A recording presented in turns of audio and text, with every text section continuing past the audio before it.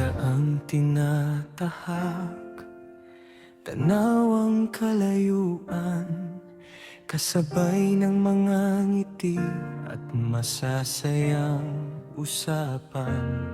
Ngunit sa likod ng bawat hakbang at tagumpay, may tanong sa pusong pilit na gumagabay.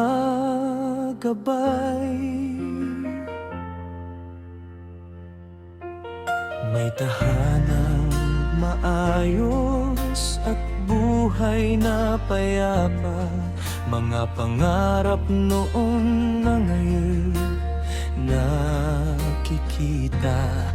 Ngunit pagsapit ng gabi't tahimik ang paligid, may puwang na nananatiling hindi matahimik.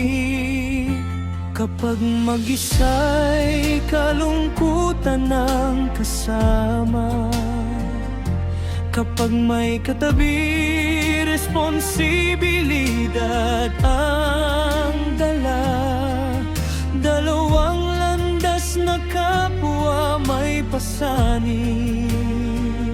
Saan nga ba tunay na matatagpuan ang damdamin? Sa gitna ng katahimikan, may tinig na sumisigaw, na hindi lahat ng kulang ay kayang tapalan ng tagumpay. May mga sandaling ang puso'y naghahanap ng kamay na hindi tanikala kundi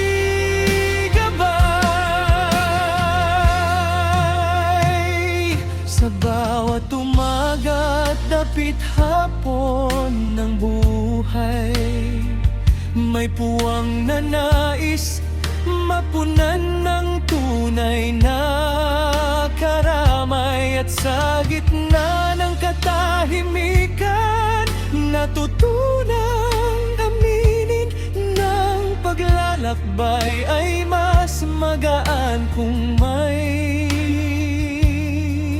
kapiling.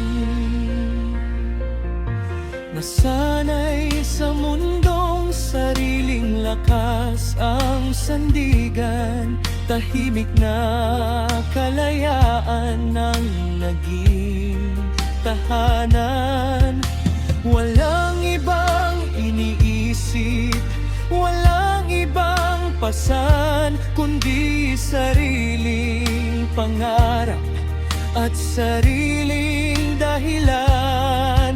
Ngunit habang lumilipas ang bawat panahon, may mga aral na dumarating ng pusat tahimik, na ang pag-iisa'y hindi rin sapat minsan kapag ang puso'y naghahanap ng makakaunawa.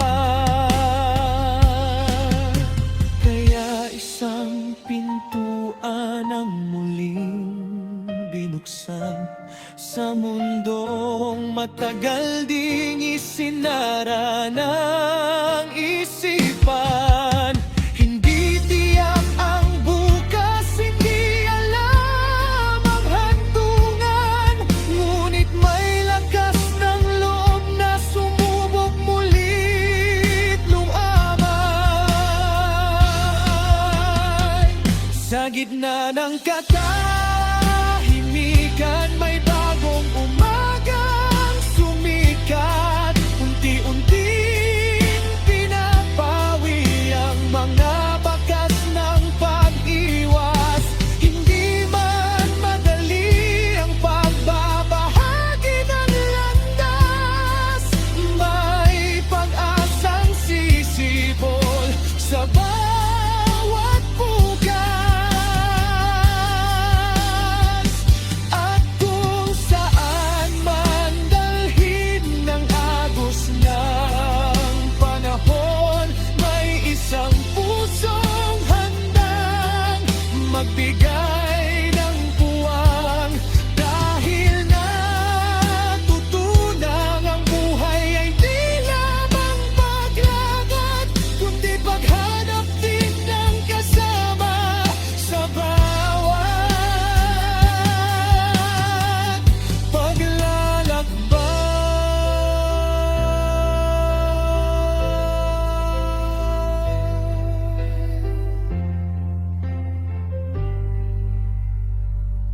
gitna ng katahimikan may bagong simula, isang hakbang palapit sa mundong mas may kasama.